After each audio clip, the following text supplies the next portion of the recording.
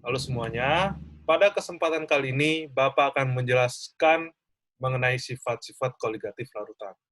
Nah, pada bab ini Bapak akan menjelaskan mengenai kemolalan dan fraksi mol, penurunan tekanan uap larutan, kenaikan titik didih dan penurunan titik beku, tekanan osmotik larutan, sifat koligatif larutan elektrolit, dan penggunaan sifat koligatif larutan. Nah, apa itu sifat koligatif? Sifat koligatif adalah sifat larutan yang tidak bergantung pada jenis zat terlarut, tetapi hanya pada konsentrasi partikel terlarutnya.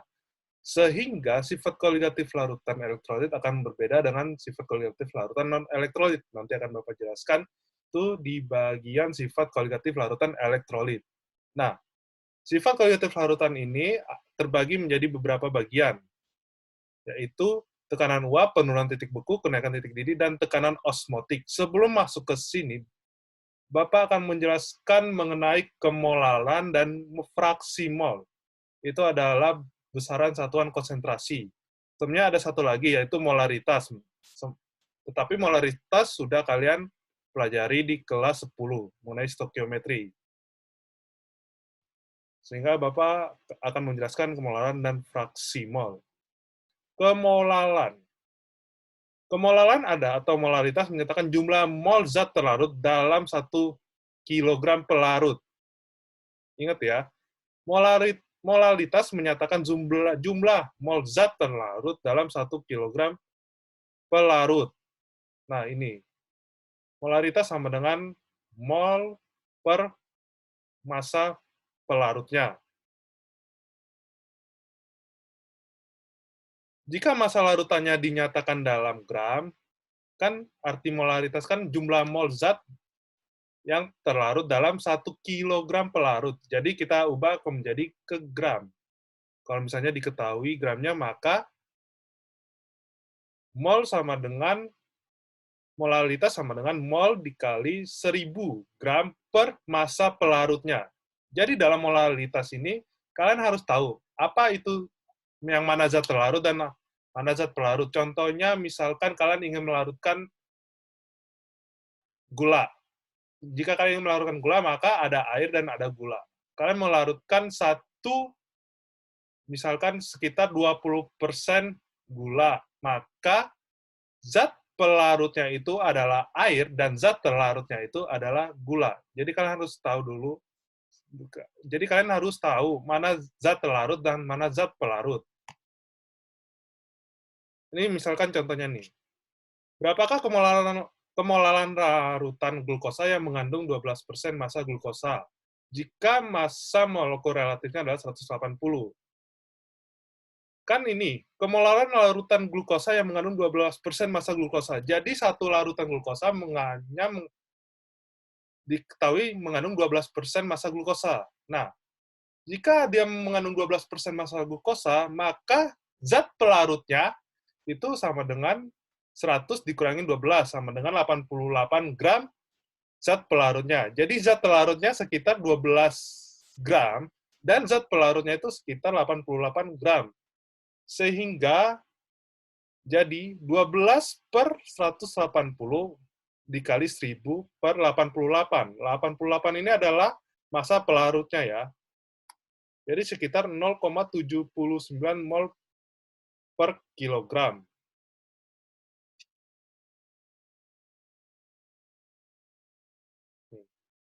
Kemudian yang kedua adalah kita masuk ke fraksi mol. Fraksi mol menyatakan perbandingan jumlah mol zat terlarut atau pelarut terhadap jumlah mol larutan. Jika jumlah mol zat pelarut adalah Na dan jumlah mol zat terlarutnya adalah Mb, maka fraksi mol pelarut dan zat terlarutnya adalah, ini fraksi mol dinyatakan X ya. Misalkan kita ingin mencari fraksi mol A, maka yang harus dihitung maka adalah mol dari zat A per jumlah totalnya, jumlah total mol larutan tersebut. Dan jika ingin mencari fraksi mol B, maka mol B per jumlah molnya. Oke? Sehingga kan itu perbandingan jumlah mol zat terlarut atau pelarut terhadap jumlah mol larutan. Sehingga perbandingannya itu, jumlah perbandingannya itu adalah 1. Oleh sebab itu, maka fraksi mol A ditambah fraksi mol B sama dengan 1. Contohnya, hitunglah fraksi mol urea dalam larutan urea 20% jika massa molekul relatifnya urea adalah 60.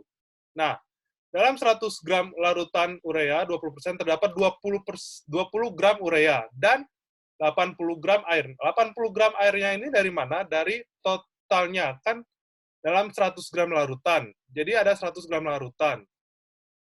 Dikurangi 20 gram urea, sehingga terdapat 80 gram air. Jadi jumlah mol airnya adalah 80 gram per 18 gram mol. 18 molekul relatif air kan. 18 molekul relatif. Kan hidrogen kan 1. Oksigen 16. Jadi 18 H2O. Sehingga totalnya adalah 4,44 mol. Kemudian kita harus cari jumlah mol ureanya. Nah, jumlah mol ureanya 20 per 60 molekul relatif, sehingga total molnya adalah 0,33 mol. Sehingga fraksi mol urea adalah 0,33 mol dibagi 4,44 ditambah 0,33 mol, sehingga totalnya adalah 0,069. Jadi ini di bawahnya ini adalah total ya, jumlah total molnya. Sementara ini adalah mol yang ditanyakan. Ini yang ditanyakan adalah fraksi mol urea. Jadi molnya yang ditanyakan adalah mol urea. Yang diketahui adalah mol urea. Oke, untuk itu dulu fraksi mol.